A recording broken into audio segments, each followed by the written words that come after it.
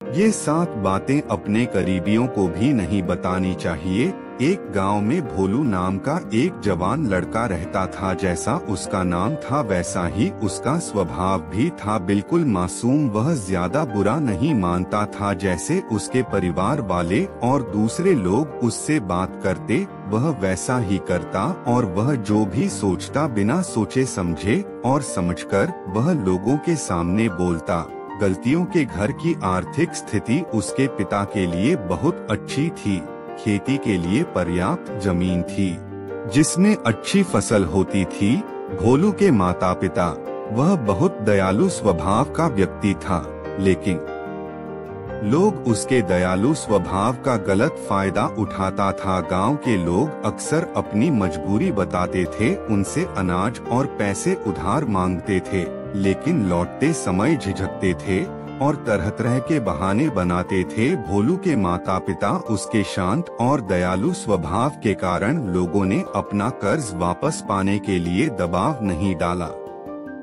इस तरह दोस्तों, रिश्तेदारों और गांव वालों का बहुत सारा पैसा कर्ज के रूप में फंस गया था।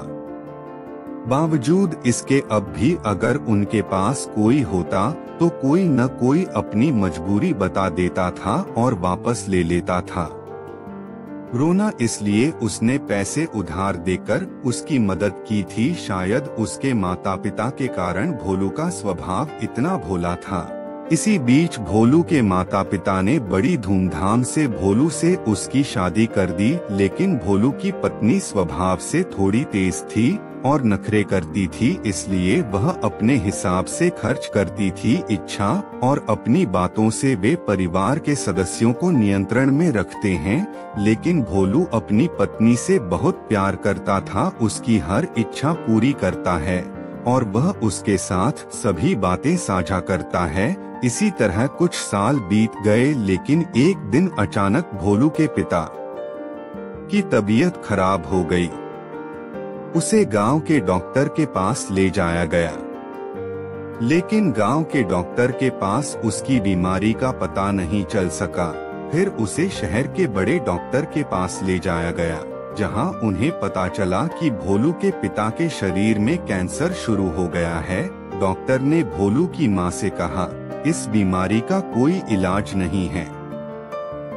वैसे भी क्योंकि बीमारी अभी शुरुआत में है, इसलिए अगर इलाज सही ढंग से किया जाए तो संभावना है कि मरीज को बचाया जा सकता है, लेकिन इस इलाज में समय और पैसा दोनों की बड़ी मात्रा में जरूरत होती है।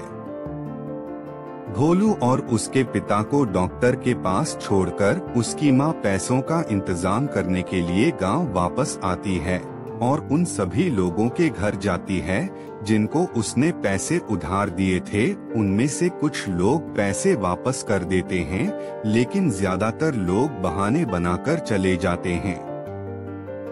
मामले को टाल दें, इसलिए भोलू की मां गांव के सर्राफ से ब्याज पर पैसे लेकर वापस शहर आ गई और अपने पति का इलाज शुरू करा दिया, लेकिन इलाज बहुत महंगा था और लंबे समय तक चल रहा था, इसलिए ज्यादा पैसे उधार लेने की बजाय साहूकार से भोलू और उसकी मां ने मेरे कुछ खेत बेचने का फैसला किया और उसके कुछ खेत गांव के सर्राफ भी बेच दी। लेकिन इतना लंबा इलाज कराने के बाद भी भोलू के पिता की तबीयत ठीक नहीं हो रही थी, क्योंकि उनके इलाज का खर्च लगातार बढ़ रहा था। भोलू की मां गहने और उनके खेत बिकते चले गए। अब उनके पास नाम मात्र के खेत बचे थे, लेकिन दूसरी तरफ भोलू के पिता की तबीयत दिन ब दिन खराब होती जा रही थी। एक दिन भोलू बाजार से कुछ सामान खरीदकर डॉक्टर के घर पहुंचा तो उसने देखा कि उसकी मां अपने पिता का सिर अपनी गोद में रखकर जोर जोर से रो रही थी। भोलू के पिता उसके पिता की मृत्यु के बाद इस दुनिया को छोड़ चुके थे। उसकी मां बहुत दुखी थी, साथ ही उसके परिवार पर गरीबी का पहाड़ टूट पड़ा था, क्योंकि जो कुछ खेत बचे थे भोलू ठीक से नहीं संभाल पाता था। अब तक घर और खेत की सारी जिम्मेदारी अपने पिता ही संभालता था, इसलिए भोलू कोई भी काम ठीक से नहीं कर पाता था। भोलू की पत्नी, जिसे जो चाहे खर्च करने की आदत थी, अब उसके फालतू खर्चे बंद कर दिया था। इसलिए अब वह अपनी सास और भोलू से खुश नहीं थी। घर में हर रोज छोटी छोटी बातों पर झगड़ा होता था, लेकिन भोलू और उसकी माँ चुपचाप उसकी बातें सुनते रहते थे। भोलू अपने सरल मूड के कारण अपनी सारी कमजोरियां, अतीत की गलतियां और उसके बारे में सारी बकवास अपनी पत्नी को बता देती थी। बाद में पत्नी उसकी मूर्खता के बारे में बात करती थी, ताने मारती थी और कई बार तो अपने माता पिता के सामने भी उसका अपमान करती थी। भोलू को लगता था कि अगर वह अपने दोस्तों और रिश्तेदारों से अपनी मजबूरी और दुख की बात करता है तो लोगों को उससे सहानुभूति और मदद मिलेगी, लेकिन लोग उसकी मजबूरी को सुनकर जब उसके सामने होंगे तो वह उसे असहाय कहेगी, लेकिन बाद में उसका मजाक उड़ाएंगे कि कितना मूर्ख व्यक्ति है। उसके पिता भी मूर्ख थे और वह भी मूर्ख है, हमने इसमें कैसे मदद की। यह सन्नी इंसान अपना पैसा कैसे वापस पाए, इसी तरह उसके पीठ पीछे लोग उसके बारे में तरह तरह की बातें करते थे और उसका मजाक उड़ाते थे। भोलू और उसकी माँ के सामने लोग उसे अच्छी सलाह देते थे, लेकिन हकीकत में कोई भी उसकी मदद के लिए आगे नहीं आता था। ऐसे दिन अचानक रात में भोलू की माँ के सीने में दर्द होने लगा और वह भी भगवान को प्यारी हो गई। इस घटना के बाद से भोलू बहुत दुखी और परेशान रहने लगा। वह पहले से ही काम ठीक से नहीं कर पाता था, लेकिन उसकी माँ के चले जाने के बाद अब वह उदास रहता था और इस पर घर में उसकी पत्नी उसे दिन भर ताने देती थी और पड़ोसियों से उसके बारे में डींगे हाँकती थी। वह कहती थी जैसे उसके माता पिता निकम्मे और डरपोक थे। यह वैसा ही है।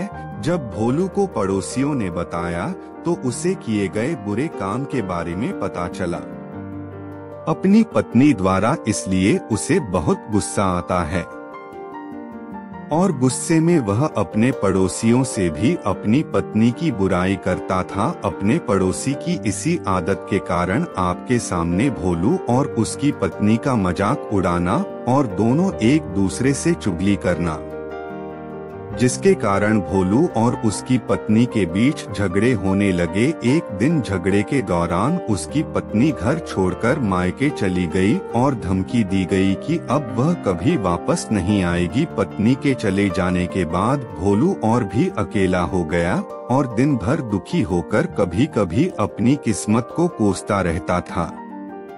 उसे विचार आता है कि अब मैं आत्महत्या कर लेता हूँ, लेकिन फिर भी उसने कुछ सोचना बंद कर दिया होगा। हाल तक जो लोग अपना दोस्त, रिश्तेदार और पड़ोसी बताकर मीठी मीठी बातें करते हैं और उसके पिता से मदद मांगते हैं, वही लोग आज भोलू का मजाक उड़ाते हैं और फिर पागल कहते हैं। दुखी और पूरी तरह से टूट गए हैं। अंदर से भोलू किसी तरह अपना जीवन व्यतीत कर रहा था, लेकिन एक दिन भोलू के गांव में एक बहुत प्रसिद्ध महात्मा आते हैं।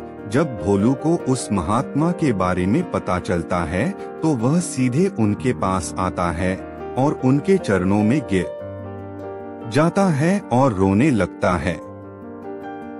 महात्मा भोलू को उठा लेते हैं और उससे इस अपार दुख का कारण पूछते हैं, तो भोलू अपने परिवार की पूरी कहानी महात्मा जी को बताता है। भोलू की पूरी बात ध्यान से सुनने के बाद महात्मा उससे कहते हैं कि तुम्हारे परिवार की इस स्थिति का कारण कोई और नहीं बल्कि तुम्हारा और तुम्हारा है। माता पिता को सरल होना चाहिए और परिवार की वो बातें दूसरों को बतानी चाहिए जो बातें कभी किसी से साझा नहीं करनी चाहिए। आपके सीधे स्वभाव का इलाज है लोगों द्वारा दिए गए ताने, और आप इस हालत में ऐसा कर भी चुके हैं। लेकिन आज मैं आपके साथ 7 बातें बताऊंगा जिसके बारे में आपको किसी से बात नहीं करनी चाहिए। भोलू पूरे ध्यान से महात्मा जी की बातें सुन रहा था। महात्मा जी ने पहली बात कहनी शुरू की, जो आप किसी को नहीं बताते हैं वह है ज्यादातर लोगों के जीवन में आपका दुख और मजबूरी होती है। छोटे छोटे दुख और मजबूरी जिसे वे ढिंढोरा पीटने लगते हैं, लेकिन दूसरों को अपना दुख और मजबूरी बताने से क्या हम उस दर्द से छुटकारा पा लेते हैं? बिल्कुल नहीं, बल्कि ऐसा करने से लोगों की नजरों में एक असहाय और कमजोर इंसान साबित होते हैं। ज्यादातर लोग बिल्कुल भी मदद नहीं करते हैं, लेकिन हमारी पीठ पीछे हमारी मदद करते हैं। वो इस मजबूरी का मजाक जरूर उड़ाते हैं। जरा सोचिए, अपनी मजबूरी दूसरों को बताने का कारण क्या हो सकता है? या तो अपनी मजबूरी बताकर सामने वाले की सहानुभूति हासिल करना चाहते हैं, या फिर वह किसी तरह की आर्थिक मदद चाहते हैं। लेकिन अगर किसी ने आपकी मदद भी की, फिर बदले में आपसे ज्यादा मदद की उम्मीद करेगा। अगर आप उसकी मदद नहीं कर पाए तो वह आपको अपना दुश्मन समझने लगेगा। और अगर आपने गलती से भी अपने दुश्मन को अपनी मजबूरियां बता दी तो यह आपकी मजबूरी के कारण गलत फायदा भी उठा सकता है, क्योंकि वे समझ जाएंगे कि इस समय आप कमजोर और असहाय हैं और आपसे बदला लेने का यही सही समय है। इसलिए अपने दुख और मजबूरी को किसी के साथ साझा न करें और लोगों के स्वभाव को पढ़ना सीखें, क्योंकि यदि आप लोगों के स्वभाव को जानते हैं और इरादे को गहराई से समझना सीखा तो आप खुद को कई परेशानियों से बचा सकते हैं। वैसे दोस्तों, किसी भी व्यक्ति का स्वभाव और उसके इरादे के बारे में समझना काफी आसान हो जाता है अगर हम मानव व्यवहार और मानव मनोविज्ञान पर नजर डालें। यदि आप कुछ नियमों और युक्तियों को जानते हैं और मानव प्रकृति के इन सभी नियमों के बारे में विस्तार से जानने के लिए आप एक किताब पढ़ सकते हैं जिसका नाम है पढ़े लोगों को एक किताब पसंद है। हाल ही में मेरे पास हिंदी में यह किताब भी है। महात्मा ने कहा, दूसरी बात जो आप अन्य लोगों के साथ साझा नहीं करते हैं वह गलतियां हैं। आपका अतीत और भविष्य की योजनाएं। अतीत में हमसे जो भी गलती हुई हो, भले ही वह हमारी मूर्खता के कारण हुई हो या फिर हमें जानबूझकर ऐसा करना पड़ा हो, उन्हें किसी और को नहीं बताना चाहिए, क्योंकि बताने से अतीत की गलतियों को सुधारा नहीं जा सकता। लेकिन ऐसा करने से लोगों की नजरों में निश्चित रूप से उपहास का पात्र बन जाते हैं। हमारी पिछली गलतियों का एहसास होने के बाद लोग हमें संदेह की दृष्टि से देखने लगते हैं और लोगों का हम पर से भरोसा भी कम हो जाता है। और इसी तरह कई मौकों पर लोग हम पर भरोसा करना बंद कर देते हैं, भले ही हम अब वह व्यक्ति नहीं हैं जो उस समय हमने जो गलती की थी। फिर भी हमें अपने अतीत की उस गलती से जोड़कर देखा जाएगा और यही एक चीज समाज में हमारी छवि खराब कर देती है और एक भरोसेमंद इंसान का रुतबा हमसे छीन लेती है। दूसरी तरफ हमें करना चाहिए, हमारी भविष्य की योजनाओं के बारे में लोगों को नहीं बताया जाता, क्योंकि ऐसा करने से दो बड़े नुकसान होते हैं। पहला, हर किसी के अंदर कहीं न कहीं खुद को दूसरों के सामने महान साबित करने और अपनी तारीफ सुनने की इच्छा होती है और यह इच्छा अहंकार के कारण होती है। उनके अंदर तो लगभग हर कोई अपने अहंकार को पूरा करने के लिए बड़े लक्ष्य बनाता है और फिर उन लक्ष्यों को पूरा करने की योजना बनाता है। लेकिन जब वही व्यक्ति अपने लक्ष्य और योजनाएं लोगों को बताने लगता है तो उसके बड़े लक्ष्य और योजनाओं के बारे में सुनकर लोग उसकी प्रशंसा करने लगते हैं और आपकी झूठी प्रशंसा सुनकर अहंकार व्यक्ति को ठंडक मिलती है। वही व्यक्ति उसे अपने लक्ष्य को पूरा करने के लिए ऊर्जा दे रहा होता है, उसे ठंडक मिलने लगती है, जिससे व्यक्ति के अंदर अपने लक्ष्य के प्रति वह जुनून नहीं रह जाता जो की शुरुआत में था और इसकी संभावना बढ़ जाती है। कई गुना की व्यक्ति अपना काम करता है उसे बीच में ही छोड़ दें और उसका लक्ष्य कभी भी पूरा न हो, इसलिए हमेशा काम पूरा होने के बाद लोगों को उसके बारे में बताना चाहिए। और वैसे भी उन लोगों को अपनी योजनाओं के बारे में बताने का कोई मतलब नहीं है, जो कि है ही नहीं। हमारी योजना का हिस्सा है समय से पहले अपनी योजनाओं के बारे में बताना। एक दूसरा नुकसान यह भी है कि लोग इसे पूरा नहीं होने देंगे, क्योंकि कोई भी नहीं चाहता कि दूसरा व्यक्ति उससे आगे निकल जाए। इसलिए जब लोग आपका लक्ष्य देखेंगे तो उन्हें अधिक योजनाओं के बारे में पता चलेगा। तुम्हें वापस खींचने की कोशिश करो, यहाँ तक कि वे लोग भी जो अब तक आपकी मदद कर रहे थे, आपके दोस्त और रिश्तेदार भी पीछे हट जाएंगे। और यदि आपके शुभचिंतकों को आपकी योजनाओं के बारे में पता चल गया तो वे निश्चित रूप से आपकी योजना को सफल बनाने की पूरी कोशिश करेंगे। इसलिए आपकी पिछली और भविष्य की योजनाओं की गलतियां हमेशा गुप्त रखनी चाहिए। महात्मा ने तीसरी बात कही है कि आप किसी को मत बताना, वह है आपके घर की बातें। हमारे घर में हमारे माता पिता, बच्चे, सास बहू या पति पत्नी के बीच कौन सी बातें होती हैं, जो हो रहा है वो हमें किसी को नहीं बताना चाहिए, क्योंकि अक्सर घर में छोटी मोटी बहस होती रहती है। लड़ाई के बाद गुस्से में हम अपने परिवार के बारे में दूसरों को बुरा भला कहना शुरू कर देते हैं, लेकिन उस समय यह भूल जाते हैं कि जो व्यक्ति हमारी बातें सुन रहा होता है वह भविष्य में हमारी इन बातों के कारण हमें नीचा दिखा सकता है। लोगों के सामने हम नाराज हो सकते हैं, और वैसे भी जब हम लोगों के सामने अपने घर के बारे में बात करने लगते हैं तो हमारे घरेलू मामलों में दखल देने वाले लोगों को मौका मिल जाता है, और जरूरत पड़ने पर वह इस घरेलू झगड़े का फायदा उठा सकते हैं। इसके अलावा जब परिवार के सदस्यों को पता चलता है वह परिवार का सदस्य है तो उसे इस बात का बहुत बुरा लगता है। घर में सास बहू और पति पत्नी के बीच ज्यादा झगड़े होने लगते हैं। ज्यादातर झगड़े सिर्फ इसलिए होते हैं क्योंकि दोस्त, रिश्तेदार और पड़ोसी एक दूसरे की बुराई करते हैं। इसलिए अगर हम अपने परिवार के सदस्यों की प्रशंसा नहीं कर सकते, इसलिए किसी और से हमें उनकी आलोचना भी नहीं करनी चाहिए। महात्मा ने आगे चौथी बात कही कि आप किसी को मत बताएं, वह है आपकी कमजोरियां और आपकी ताकत। पहली बात यह है कि ज्यादातर लोग अपनी कमजोरी के बारे में नहीं जानते हैं और शक्ति, और अगर आप अपनी कमजोरी और ताकत के बारे में जानते हैं तो आप सच में बहुत बुद्धिमान व्यक्ति हैं, लेकिन दूसरों के सामने अपनी कमजोरी और ताकत के बारे में नहीं बताते हैं। इसके दो बड़े कारण हैं।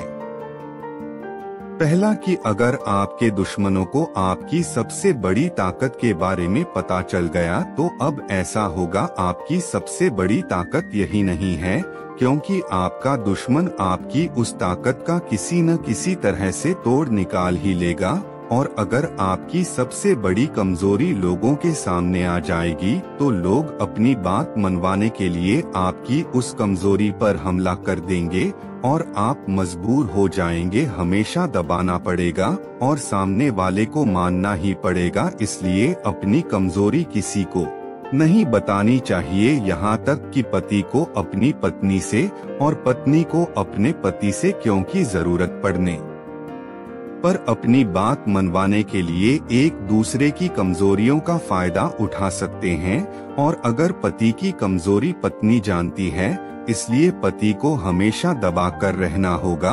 और ठीक इसके विपरीत महात्मा ने आगे पांचवी बात कही कि आपको अपनी आय और अपनी संपत्ति के बारे में दूसरों को नहीं बताना चाहिए। आपको अपनी आय के बारे में किसी को नहीं बताना चाहिए। कारण क्या हो सकता है? तो दो बड़े कारण हैं। पहला, अगर हमारी आय कम है और लोगों को इसके बारे में पता चल गया ताकि जरूरत पड़ने पर कभी भी हमारी आर्थिक मदद न करें और हमसे दूर भागें, क्योंकि समाज में किसी गरीब व्यक्ति की आर्थिक मदद करने से हर कोई वे इस बात से डरते हैं कि उनकी आय इतनी कम है कि वह पैसे कैसे लौटाएंगे, और हमारी आय के बारे में जानकर लोग हमारी स्थिति का अनुमान लगाते हैं और फिर हमें सम्मान भी देते हैं, और यदि आय बहुत कम है तो वे हमारा मजाक उड़ाते हैं। लेकिन पर दूसरी तरफ अगर आपकी आमदनी ज्यादा है और लोगों को इसके बारे में पता है तो छोटी सी जरूरत भी आ जाएगी आपसे आर्थिक मदद मांगने के लिए, और यदि किसी कारण से आपने उनकी मदद नहीं की तो वे सोचेंगे कि यह व्यक्ति हमारी मदद कर सकता है, लेकिन उसने जानबूझकर मदद नहीं की, तो इस तरह से आपकी आय अधिक होगी। आपके दोस्तों के साथ और रिश्तेदारों के साथ आपकी कलह होगी और झगड़े का कारण बनेगा, इसलिए यदि आय कम है तो लोग उसका मजाक उड़ाएंगे, और यदि अधिक है तो हर कोई आपसे मदद मांगेगा, इसलिए अपने पैसे के बारे में बात न करना ही बुद्धिमानी है।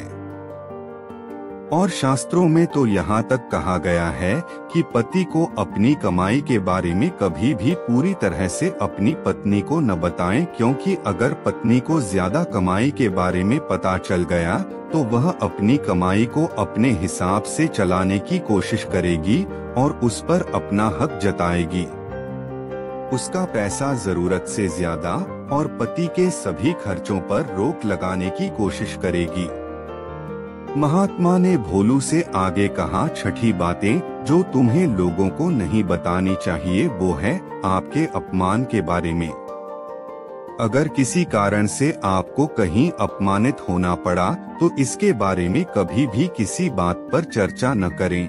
अपनी पत्नी को भी न बताएं, क्योंकि आपकी पत्नी उस समय तो आपके पक्ष में बोलेगी, लेकिन बाद में उस अपमान की बात पर ताना देती रहेगी। और अगर दूसरे लोगों को आपके पिछले अपमान के बारे में पता चल जाए तो वे कभी भी 4 लोगों के सामने बात करके बोलती रहेगी आपके उस अपमान के बारे में जो आपको अपमानित कर सकता है। महात्मा ने आगे कहा, 7वीं और आखिरी बात जो आप दूसरों के साथ साझा नहीं करना चाहते हैं वह है आपका दोस्त और आपके दुश्मन के बारे में। हालांकि ज्यादातर लोगों को इसका कोई मतलब नहीं है कि हमारे दोस्त और दुश्मन कौन हैं, लेकिन इस जानकारी का गलत इस्तेमाल हमारा बुरा चाहने वालों को उठा सकता है।